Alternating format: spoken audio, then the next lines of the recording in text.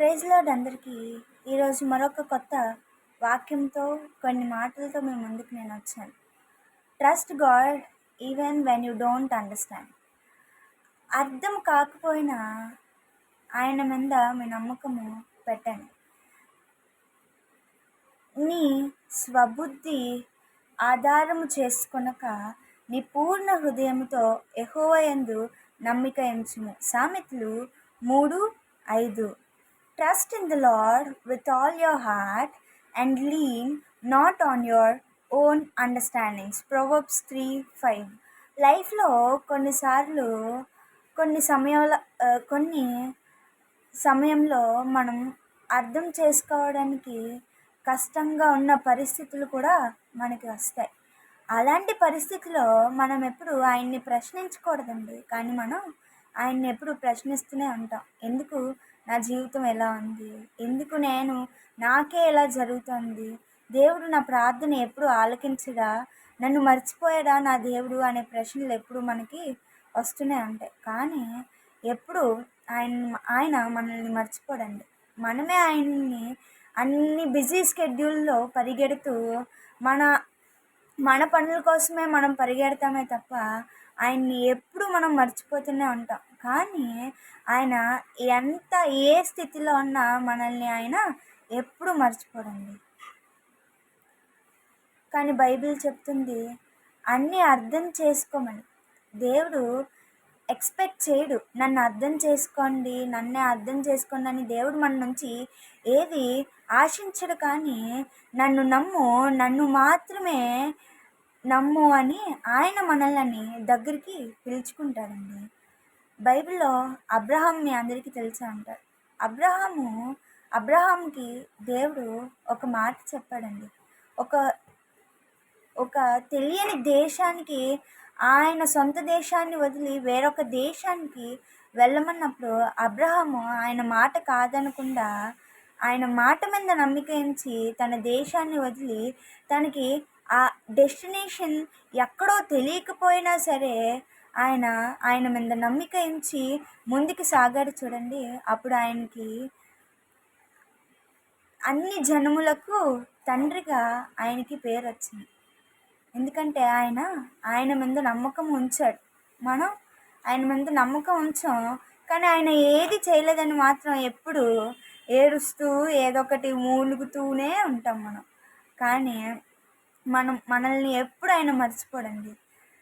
నమ్మకం అంటే ఏంటంటే దేవుడు వ్యాభూతనం మొత్తం ప్లాన్ ముందుగా చూడటం కాదు, నెక్స్ట్ స్టెప్ కోసం దేవుని చెయ్యి విడవకుండా ఆయన వెంట వెళ్ళడం, ఆయన అడుగుజాడల్లో నడవటం.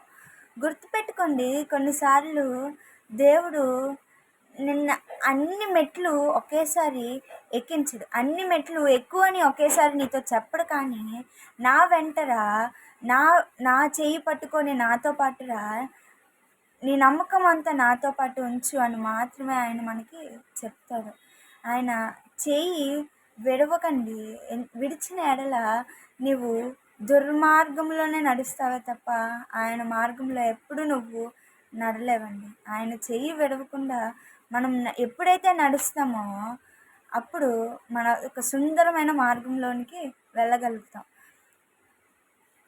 మనం ఎట్లా ప్రార్థన చేసుకోవాలంటే, యేసయ్యా నీ ప్లాన్ నాకు అర్థం కాకపోయినా కూడా నీ హృదయం మీద నమ్మకం ఉంచేలా నాకు సహాయం చేయు, నా విశ్వాసాన్ని నీ పట్ల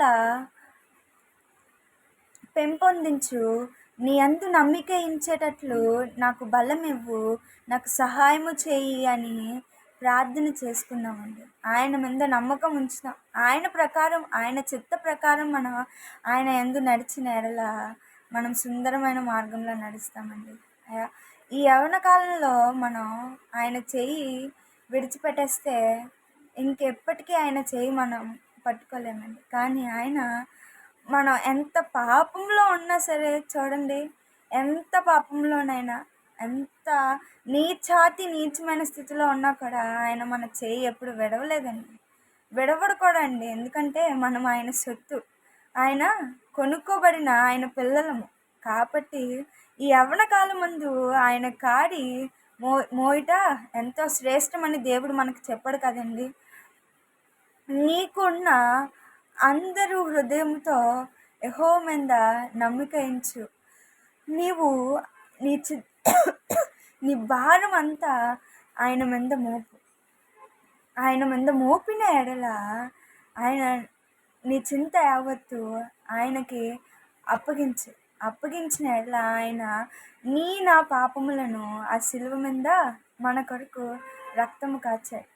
త్వరలో ఆయన మన మధ్యకి చేరుకొని పోతున్నాడు. దానికి కూడా మనం సిద్ధపడాలి. ఆయన ఆజ్ఞలన్నిటినీ గైకొని ఆయనను వెతకడం మొదలు పెడదామండి. ఆమేన్. ఆయన వెతకడం మొదలు పెడితే ఆయన మనకి తరచుగా కనపడుతూనే ఉంటాడు. ఆయన మంచి మంచి మాటలు మనకి వినిపింప చేస్తూనే ఉంటాడు. మనము ఆయన్ని ఎప్పుడు మర్చిపోకూడదండి. ఆయన చిత్త ప్రకారము మనం నడుస్తూనే ఉండాలి. మన వల్ల అయితే మనం అనుకున్నది ఏది మన వల్ల సాధ్యం కాదు. కాబట్టి ఆయన యందు నమ్మిక ఉంచి ఆయన వెంట నడుద్దామండి.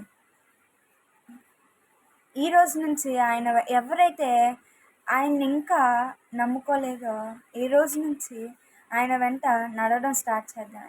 ఆయన మనకి బాధలు ఉండవు. ఆయన వెంట వెళ్తే మనకి ఏమీ ఉండవని కాదండి, అన్నీ ఉంటాయి. అన్నిటిలోని కూడా మనం ఆయన్ని వదలకుండా ఆయన చేయి పట్టుకొని నడుస్తాం చూడండి, అప్పుడే మనకి గొప్ప కార్యం అనేది జరుగుతుంది. ఆమేన్.